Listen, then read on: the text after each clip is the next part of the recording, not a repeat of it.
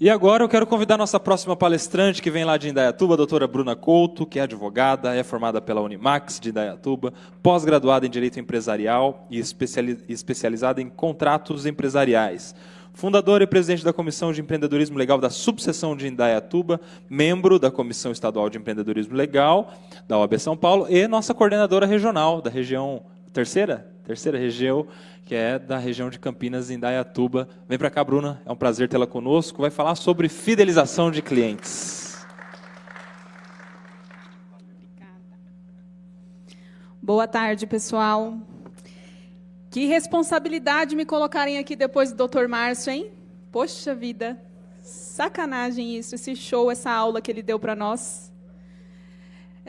Bom, vamos lá. Eu acho que eu posso ficar me mexendo aqui, né? Tudo bem? Porque eu sou um pouco inquieta. Ah, tá. E como que eu faço aqui? Eu mesmo troco, né? Para onde que eu aponto? Eu não sei se fui eu que fiz ou se foram eles.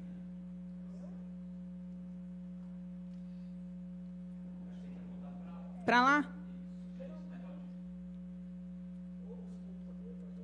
Vou fazer aqui, melhor. No computador pode ser, Cláudia, pode manter aqui, fica melhor para mim. Ah, então é isso. Bom, gente, vamos lá.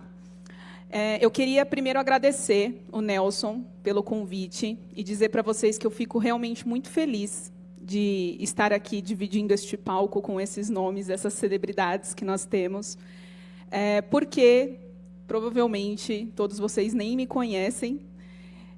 Eu sou a Bruna, filha de empreendedores. Antes de tudo, eu sou uma empreendedora. E hoje eu posso dizer com muita alegria que eu advogo especificamente para empreendedores. Então, o empreendedorismo é um negócio que corre na minha veia, né? Eu vivo o empreendedorismo, eu respiro o empreendedorismo, e isso esteve comigo durante toda a minha vida, desde criança, de ver os meus pais, a minha mãe, o meu pai empreendendo. E estar num evento que fala de empreendedorismo especificamente para a advocacia é motivo de muita felicidade. Por quê? Eu nunca tive dúvidas em relação a escolher a advocacia como meu caminho, né? A advocacia como a minha profissão. E, graças a ela, eu tenho tudo o que eu conquistei até agora, materialmente falando, pensando em evolução pessoal, profissional.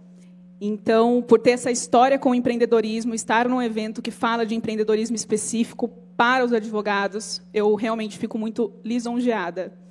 Muito obrigada pelo convite, Nelson, Afonso, todo o pessoal da comissão que organiza esse evento aqui com tanto carinho. E, gente, recebi a missão de falar para vocês sobre fidelização de clientes. Por que é importante, né? Quando nós começamos a advogar, seja qual for o contexto, a primeira coisa que a gente pensa é que tem que colocar cliente para dentro do escritório, né? Só que é bem comum que o advogado se preocupe pouco com a jornada daquele cliente depois que ele já contratou, que ele já assinou o contrato de honorários. E provavelmente você vai passar um tempo com esse cliente, né? Se for processo judicial, se ele te contratou para um processo judicial, para uma inicial, para uma defesa, que seja, você vai passar um tempo com ele, e ele é extremamente importante. A gente tende a pensar, esse cliente já está garantido, já está contratado, já recebemos, next. Qual que é o próximo cliente? Preciso de mais gente dentro da minha carteira. No entanto, a gente precisa se atentar a uma coisa. Qual que é o tamanho do nosso esforço para conquistar um cliente? É difícil. Hoje, nós temos vários meios, pensando até em estratégia de marketing, que o Dr. Márcio colocou aqui. Então, nós temos anúncios, que são coisas que já são liberadas. A gente produz conteúdo. Não temos mais uma limitação geográfica. Nós conseguimos chegar em muito mais pessoas e conseguir clientes. Só que isso custa para a gente tempo. Isso custa dinheiro. Às vezes, vai custar os dois. Porque se você tem um escritório que está no início, você ainda não tem dinheiro para contratar uma agência e fazer todo esse trabalho para você, você vai ter que pôr o dinheiro e ainda criar o conteúdo, tirar a foto, gravar o vídeo, colocar tudo lá. Então, conquistar um cliente, mesmo com as ferramentas que nós temos à nossa disposição hoje, não é fácil. Mas quando você conquista um, manter ele no seu escritório é infinitamente mais fácil do que você encontrar um novo. Por quê? Porque esse cara já confia em você. Ele se conectou com você. E para esse cliente você pode vender novos serviços. Esse cliente, ele vai ser o seu melhor marketing, porque ele vai te indicar outros clientes. Esses clientes já vão chegar prontos para vocês, por experiência. Isso, gente, de cada 10 clientes que me procuram, que foi indicação de alguém, 8, 9 vão fechar, sem muito esforço. Porque aquele meu cliente que me promoveu, ele já me colocou lá no alto. Ele só precisa ouvir a minha voz, se conectar comigo para entender que eu sou a escolha dele. Ele não quer nem saber do preço, porque ele já veio com uma opinião formada. E, sabendo essa frase de Philip Kotler, né, que o Márcio até citou aqui, nós estávamos conversando antes, que é denominado aí o pai do marketing, né, um estrategista gigante em negócios, esteve à frente de empresas grandes como Motorola, IBM. A gente precisa aprender com essa galera, porque esses são conceitos que vêm da iniciativa privada, de indústrias, de um outro setor, mas faz sentido, afinal de contas, a advocacia é um negócio, é uma empresa, e a gente precisa trazer esses conceitos para cá. Então, por isso, pensando nisso, que a gente trouxe esse tema da fidelização, para entender quais estratégias nós podemos elaborar e devemos olhar para dentro da nossa advocacia para valorizar esse cliente que já confiou em nós e fazer com que ele compre novamente e, mais do que isso, com que ele venda os nossos serviços por nós. E vamos lá. Para falar disso, eu trouxe aqui um dado da Fenaló do ano passado, que eu estive presente, que trata das principais reclamações dos clientes em relação aos escritórios de advocacia. E aí a gente coloca, tinha mais, tá, gente? Eu não trouxe tudo, porque assim, nós temos a tendência de achar que somos excelentes, né? O advogado tem esse ego um pouco inflado. Estamos nos desapegando disso. Acredito que todos que estão aqui já não agem desta maneira. Mas nós não somos perfeitos. E assim como qualquer prestação de serviço, a advocacia também tem os seus gargalos. E lá na Fenaló foi falado que, em primeiro lugar, está a falta de informação sobre processo. E isso é padrão, básico. Quem nunca pegou, olhou para o processo, viu que o processo já tinha lá 2, 3 anos, e parou e falou, quando foi a última vez que eu falei com o cliente? Gente, isso gera uma insatisfação tremenda. E o pior, na hora que você chega lá no final do processo para cobrar os honorários, se você tinha um contrato com uma cláusula de êxito, e chega lá no final, porque imagina que o cliente entrou, assinou o contrato de honorários, pagou, bonitinho, você garantiu o cliente. E aí você parou de olhar para ele, porque você entrou com o processo, você sabe que o judiciário demora, você foi buscar um outro cliente, porque você quer aumentar a sua carteira, certo? Chega lá no final, você ficou 6 meses, 1 ano, às vezes. Eu já vi isso acontecer em escritórios que eu trabalhei durante a graduação, de facilmente o advogado ficar 1 ano sem dar retorno para um cliente, e assim, um cliente pessoa física, que é um processo, uma demanda consumerista, enfim, assim como eu já vi ficar mais de 6 meses sem dar um retorno para um cliente que é empresarial, que não trouxe nenhuma demanda, não trouxe nenhum problema naquele mês, e o advogado não sentar, não ir tomar um café com ele, não passar a mão no telefone, perguntar se está tudo bem. Mas, trazendo para esse contexto do cliente pessoa física, imagina quando chegar lá no final do processo, você tiver que explicar para ele que a sucumbência não é dele.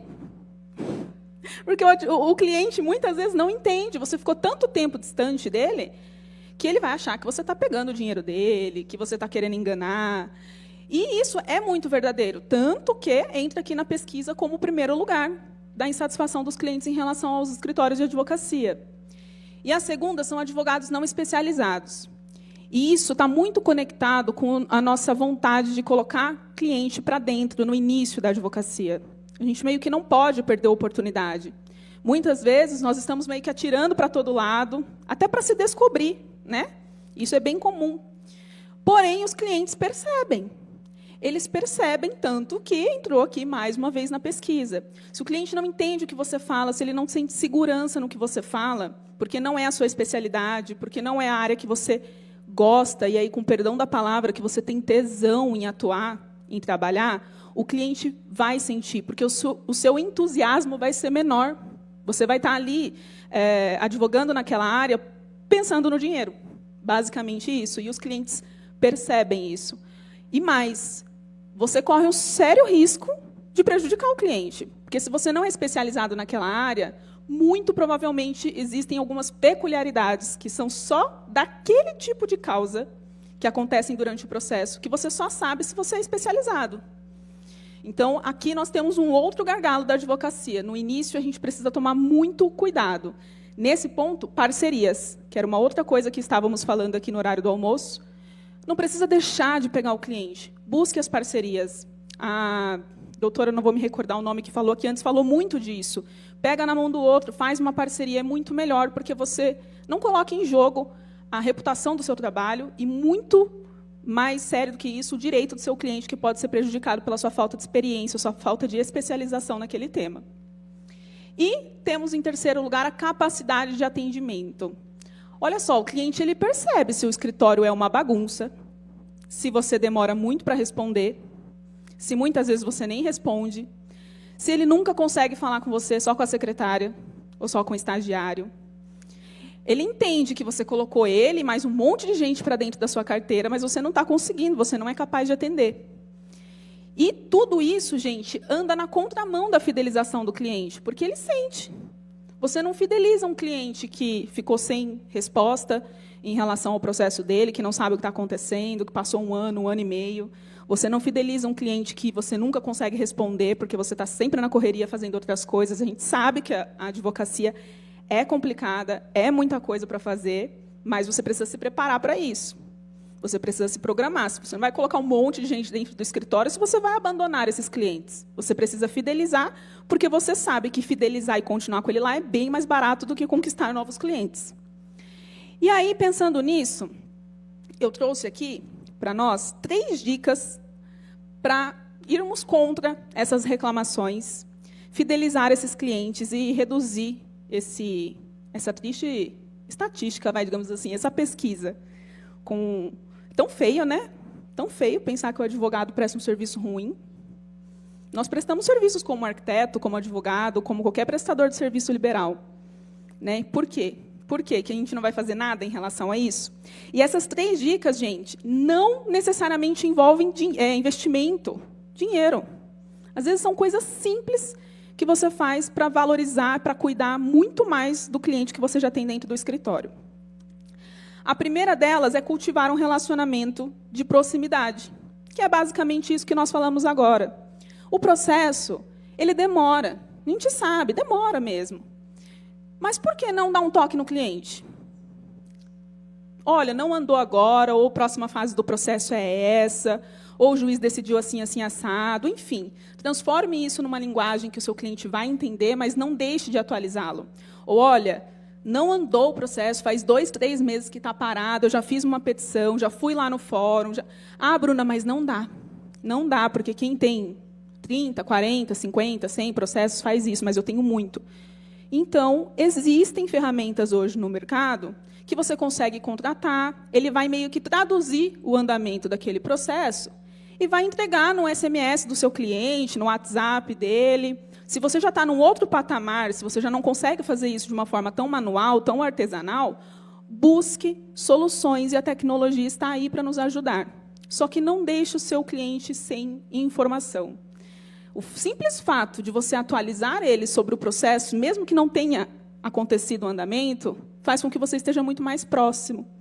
Lá no final, ele não vai querer sua sucumbência. Se ele quiser, vai ser muito mais fácil dele entender o que você está explicando, porque ele confia em você. Se o processo durou 3 anos, 4 anos, você esteve próximo dele. E aqui, a gente pode trazer também a questão de quem presta consultoria para empresas. É a mesma situação. Gente, quem não quer? Todo mundo quer ter um cliente fixo, que vai te pagar honorários todos os meses, e nem sempre esse cliente vai te trazer um problema, vai te trazer uma demanda ou até mesmo uma dúvida. Isso acontece. Tem mês que ele vai te enlouquecer. Não tem como. Tem mês que está tudo rodando legal lá. Passa a mão no telefone, liga para esse cliente, marca um café, estou passando aí. E aí, como que estão as coisas? Como que estão as vendas? Como que está o seu negócio? O que está acontecendo? Bate um papo. Às vezes, você nem vai ter nada mesmo. Às vezes, você vai dar uma ideia para ele de uma outra coisa. Às vezes, ele vai te alimentar com uma informação. O cliente PJ, o empresário, ele é muito antenado. Eu percebo isso porque é o perfil dos meus clientes hoje, e às vezes eles falam coisas que eles estão sabendo antes de mim.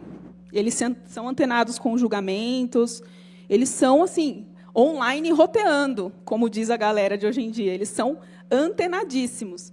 Então, não deixa o cara lá esquecido, porque às vezes dá 2, 3, 4, 5 meses sem nenhum problema, esteja próximo. Isso vale para o cliente pessoa física, para o cliente pessoa jurídica também.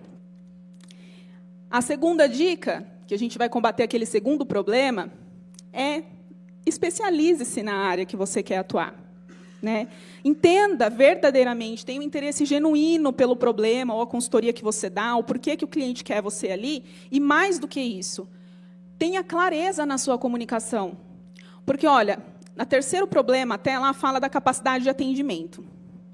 E se a gente for um pouco mais a fundo, não adianta o advogado entrar em contato com o cliente, atualizar ele até sobre o andamento do processo, se o cliente não entende o que o advogado fala. Eu tenho quase certeza que todo mundo que está aqui hoje já desapegou do juridiquês há um bom tempo. Não que nós devemos excluir, não ter respeito à cultura, à tradição das coisas, não é isso. Mas existem momentos para você usar o juridiquês e certamente não vai ser na mesa de reunião, na cadeira com o seu cliente, a depender, inclusive, do perfil do seu cliente. É por isso que, para a gente não prejudicar o direito do cliente ou para o cliente não entender o que a gente está falando, ou porque não somos especializados, ou porque nós não utilizamos uma comunicação clara e objetiva, falar na língua dele, é que essa é uma dica, e veja mais uma vez, que ela não custa dinheiro, se você parar para pensar. Né? Você escolher uma comunicação adequada com o seu cliente não te custa nada. Te custa somente olhar para o seu escritório, entender qual que é o perfil do seu cliente, se especializar é muito básico, não dá nem para a gente falar que é um investimento que não esteja previsto na atividade do advogado. Né? Isso é básico, a gente precisa dominar, tecnicamente, o direito à área que nós escolhemos. E como terceira dica, e essa é a mais importante, que a gente vai falar um pouquinho mais, é buscar o feedback do cliente. Mais uma vez, nós temos a mania de achar que somos ótimos, maravilhosos, e se a gente não acha isso, às vezes até desconfiamos que tem alguma coisa que a gente pode melhorar, mas todo mundo tem medo de perguntar. E aí eu vou contar uma história, uma experiência minha para vocês, que começou ali em setembro do ano passado. Hoje, eu atuo só com pequenas e médias empresas, e eu presto consultoria para essas empresas. Então, eu sou a advogada que está lá. Faça chuva, faça sol, tenha problema ou não. Eu sou que ou vou resolver o pepino, ou vou tomar um café, se não tiver pepino. E o ano passado, eu estava sobrecarregada de trabalho. E eu entrei numa loucura, achando que todos os meus clientes estavam insatisfeitos. De repente, eu falei, tem algo de muito errado aqui, eu vou perder cliente, vão rescindir contrato. Eu comecei a ficar desesperada. Por quê? Pela carga de trabalho, eu não estava conseguindo cumprir com os prazos que eu mesma tinha estipulado internamente, que eu mesma tinha determinado nos meus processos internos. E mais, muitas vezes eu não conseguia cumprir um prazo que não era prazo processual. Às vezes era prazo de entrega de contrato para um cliente, de análise de um contrato de fornecedor.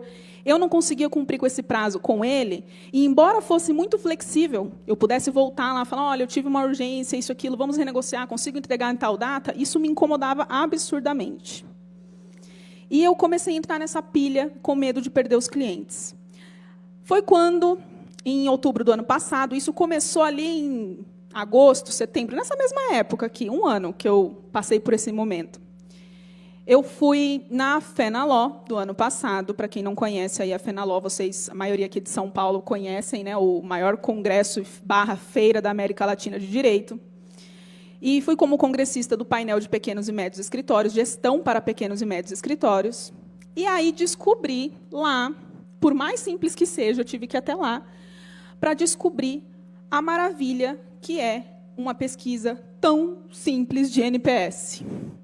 Isso aí, gente, se a gente pegar nas grandes empresas, não precisa nem ser gigante, viu? Qualquer empresa. Isso é muito básico. É o feijão com arroz que o Dr. Márcio falou para nós aqui. Só que eu nem imaginava que eu podia aplicar isso na advocacia. E, assim, não só apliquei, como todos nós, independente se você tem um escritório, se é grande, se não é, se você atua na sua casa, no escritório da sua casa, faça a pesquisa NPS. Aquilo ali tirou um peso das minhas costas tão grande, e é o que vai dar poder para você identificar se o seu escritório, a sua atuação, está suja com um daqueles 3 problemas iniciais que nós identificamos de reclamações em relação aos escritórios de advocacia. E ela é uma pesquisa muito simples de ser feita, com apenas 2 perguntas, não é grande, seu cliente não vai perder muito tempo, ele não vai ficar com preguiça de te responder. Você pode usar o Forms do Google, que é gratuito essa ferramenta, colocar essas perguntinhas lá de forma anônima, isso é muito importante. Não peça com que o seu cliente se identifique, porque você precisa da verdade.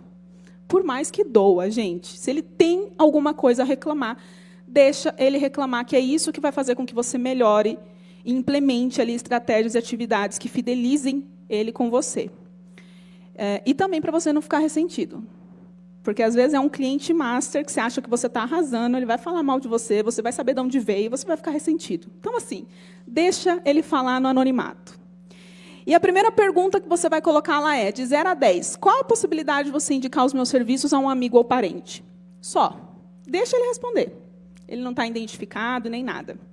E a segunda pergunta vai depender do que ele respondeu na primeira. Porque se ele deu uma nota para você de 0 a 6, significa que seu serviço está ruim. Poxa, ele poderia ter te dado 10. Ele deu de 0 a 6. E aí você pergunta, então, no formulário no Forms, dá para você fazer isso. Dependendo da resposta, essa pergunta. Dependendo da resposta, essa pergunta tem como automatizar, colocar isso bonitinho lá. Se ele te respondeu, se ele te deu uma nota de 7 a 8, poderia ter me dado 10. O que dá para melhorar? Você já vai fazer uma pergunta diferente para ele. E se ele te deu 9, 10, deixa o seu depoimento para mim. Por quê?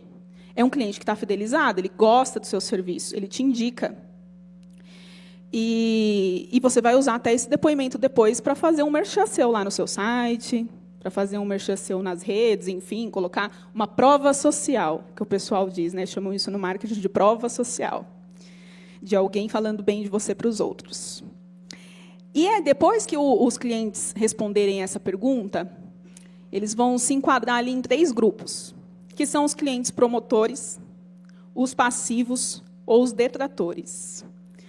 Todo mundo que respondeu, te deu nota de 9, 10, cara, esses clientes você tem que abraçar, beijar, pegar na mão e seguir junto. Porque esse cara não só fica com você, como ele não te troca por preço de ninguém. Pode vir alguém oferecer o mesmo serviço que você, mais barato, ele não vai te trocar. Como ele vai falar muito bem de você para todo mundo. Ele é aquele cara que vai te indicar e chegarão aquelas indicações prontas, que todo mundo vai confiar em você. Você só precisa realmente se conectar com essa pessoa, fazer com que ela te conheça, porque ela já praticamente tem uma opinião formada em relação ao seu trabalho, ao tipo de profissional que você é. Nós temos os clientes passivos, que são aqueles que deram 7, 8, ficaram assim, não é bom, nem ruim. Ele vai te dar uma informação importante lá no formulário, porque, eventualmente, ele vai te dar uma ideia de melhoria. Ele não vai entrar depois no cálculo final que nós vamos fazer aqui, para descobrir a sua pontuação do NPS. Mas ele é importante porque ele pode te dar uma dica. Só que ele é um cliente mais sensível a preço, por exemplo. Porque se você não é excelente, você não é ruim, você está no meio termo, se vem alguém e te oferece um serviço, e oferece para ele um serviço igual, com um valor um pouquinho menor, ele vai, porque não tem um diferencial. Para ele, tanto faz. Para ele, você verdadeiramente tanto faz. Ele não enxerga muito valor naquele serviço que você presta para ele. E se o cliente te deu de 0 a 6, esse aí, meu amigo, ele é um problema para você. Porque não só como você pode perder ele a qualquer momento, como ele fala mal. E aí que está o pior. Porque você perde ele como um cliente e ele te arranca, literalmente, outras oportunidades. Se a gente traz isso para dentro de um contexto da advocacia empresarial consultiva, é ainda mais perigoso, porque os empresários se reúnem, eles conversam entre si, e se ele falar mal do seu escritório, de você, para 5, 6, que ele conversa, começa a ficar complicado, a sua reputação vai lá embaixo. Essa pesquisa, a última fase dela, você calcula daí o seu NPS, por quê? Se você tiver um resultado entre 75 e 100, você está numa zona de excelência. Parabéns. Está voando. Excelente o seu trabalho. Você realmente fidelizou os seus clientes. Se você tiver entre 50 e 74, tá bom, mas sempre dá para melhorar. Gente, se tem uma coisa que o empreendedor tem que ter na cabeça dele é que sempre, sempre, sempre dá para melhorar. Sempre. Empreendedor em qualquer área. Se você olhar para o seu processo interno, se você olhar para o serviço que você está prestando, para o produto que você está vendendo, sempre dá para melhorar. E essa aqui é uma coisa que a gente tem que fixar na cabeça se você tiver um NPS de 50 e 74. Se você tiver entre 0 e 49, significa que dá para melhorar bastante. Tem muita coisa a ser melhorada. Você provavelmente vai perder cliente para o concorrente, você provavelmente vai ter cliente seu falando mal de você para outros potenciais clientes. E se você tiver ali entre menos 100 e menos 1, se você conseguiu essa mágica de pontuar ali menos 100 e menos 1, aí você procura outra coisa para fazer. Ou não sei, sinceramente, eu não consigo nem dar um aconselhamento aqui, viu, gente? Chama o Sebrae, chama o Dr. Márcio para ver se opera um milagre, porque, olha, aí vai ficar complicado.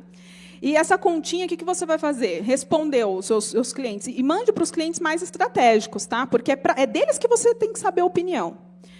Você vai subtrair a porcentagem de promotores, subtrair, na verdade, a porcentagem de detratores daquela quantidade de promotores que você tem, e vai chegar nesse valor aqui, entre 75 e 100, 50 e 74. E aí isso vai permitir com que você olhe para a sua advocacia, olhe para o seu escritório e entenda se você está num caminho de fidelização do seu cliente ou não, se você está naquele caminho de entrar na estatística que eles reclamem que seu serviço é ruim, que você não dá retorno do processo, que ele não entende o que você fala, ou que ele não te enxerga como especialista para resolver o problema dele, que ninguém quer, né? E aí, um dado importante também, que veio lá da Fenaló, do ano passado, é que o NPS médio dos escritórios de advocacia é 32. Vamos voltar? Poxa vida, né? Temos muito, muito a melhorar. Estamos ali na zona de aperfeiçoamento.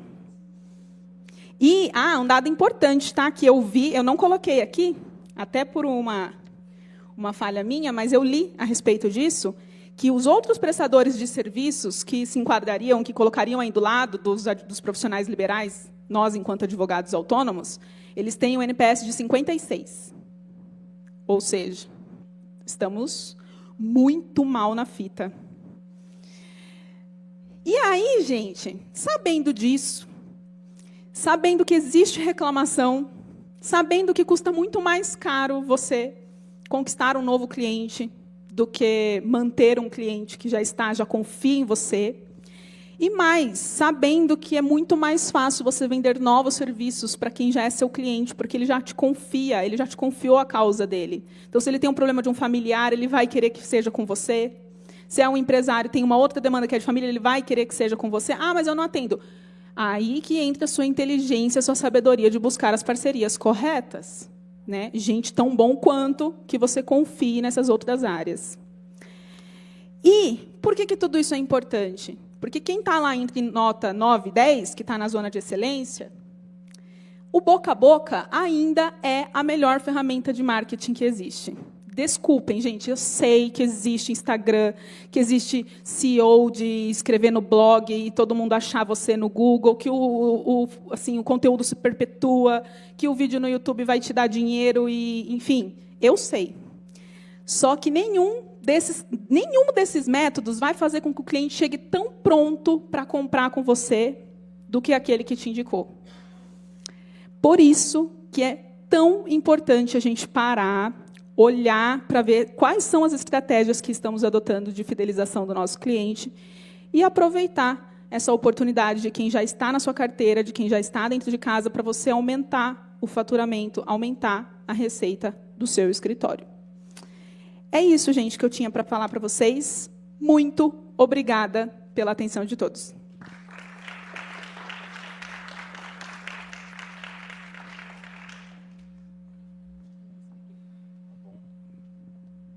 Muitíssimo obrigado, Bruna. sensacional, uma das melhores palestras do nosso dia até agora. E eu queria fazer um registro antes de já chamar. A doutora Fernanda Ramos, vem para cá, por favor, fazer a entrega do certificado, por gentileza, que já vai palestrar para a gente também. Gente, quantas vezes você já palestrou, Bruna? Acredito que umas 4, 5. Ó, quinta palestra da Bruna. E eu queria falar para vocês como é que foi o processo de convite da Bruna para ela estar aqui hoje, dando esse show de palestra para a gente. A Bruna, eu liguei para ela ontem, era 1h da tarde mais ou menos, a gente vai tirar uma foto ali no meio, Fer. E falei, Bruna, você vem para São Paulo amanhã palestrar? E é na sede e tem que falar sobre fidelização de clientes. Pode ser? Amanhã? Foi assim, não foi? E ela veio e deu esse show de palestra para a gente, de um dia para o outro. Acredito que nunca tenha falado especificamente desse tema, né? E deu esse show para a gente. Então, gente, palmas para a Bruna, porque merece, né? Valeu, gente. Vamos tirar uma foto ali no meio, bonitinha?